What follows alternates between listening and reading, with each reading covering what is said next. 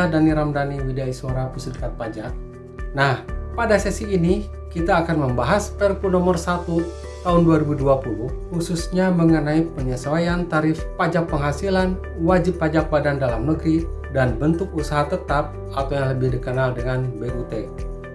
Pada pasal 5 ayat 1 Perpu nomor 1 tahun 2020 telah diatur mengenai penyesuaian tarif pajak penghasilan. Penyesuaian tarif pajak penghasilan dikenakan terhadap wajib pajak badan dalam negeri dan bentuk usaha tetap atau BUT sebagaimana dimaksud dalam pasal 4 ayat 1 huruf A berupa penurunan tarif pasal 17 ayat 1 huruf B Undang-Undang mengenai pajak penghasilan.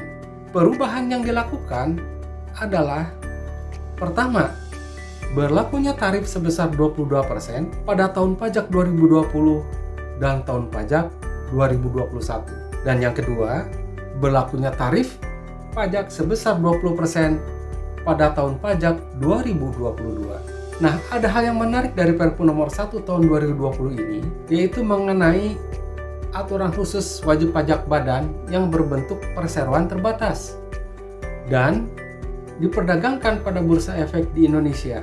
Pertanyaannya, apa saja pengaturan dimaksud dalam Perpu ini?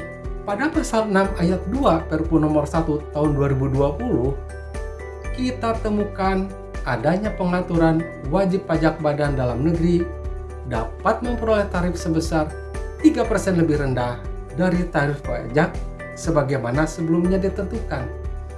Jika pertama, berbentuk perseroan terbuka, kedua, dengan jumlah keseluruhan saham yang disetor diperdagangkan pada bursa efek di Indonesia paling sedikit 40%. Dan ketiga, memenuhi persyaratan tertentu. Oleh karenanya, wajib pajak badan dalam negeri dikenakan tarif pajak penghasilan sebesar 19% yang berlaku pada tahun pajak 2020 dan tahun pajak 2021. Sedangkan tarif pajak 17% diberlakukan pada tahun pajak 2022. Namun, perlu selalu diingat, pasal 6 ayat 3 Perpu nomor 1 tahun 2020 ini menyatakan bahwa persyaratan tertentu mengenai WP atau wajib pajak badan dalam negeri tersebut diatur atau berdasarkan peraturan pemerintah. Nah, kawan BPPK, peraturan pemerintah yang berlaku saat ini adalah Peraturan Pemerintah Nomor 73 Tahun 2013, di mana telah ditentukan bahwa tarif PPh badan untuk wajib pajak go publik adalah 5% lebih rendah dari tarif normal 25%, yaitu menjadi 20%. Nah, untuk memperoleh itu, apakah ada syaratnya? Ya, tentu saja. Syarat wajib pajak badan dalam negeri harus memenuhi 3 syarat.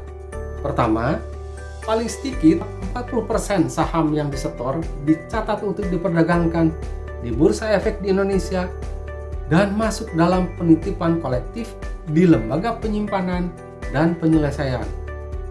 Yang kedua, saham-saham tersebut harus dimiliki oleh paling sedikit 300 pihak dan masing-masing pihak hanya boleh memiliki kurang dari 5% dari keseluruhan saham.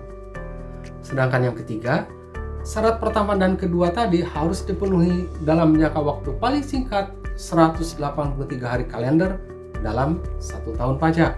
Dan perlu selalu diingat bahwa tahun pajak yang diatur dalam Perpu ini adalah tahun pajak 2020, 2021, dan 2022. Oleh karenanya, tahun pajak 2019 yang telah berlalu masih menggunakan ketentuan sebelumnya.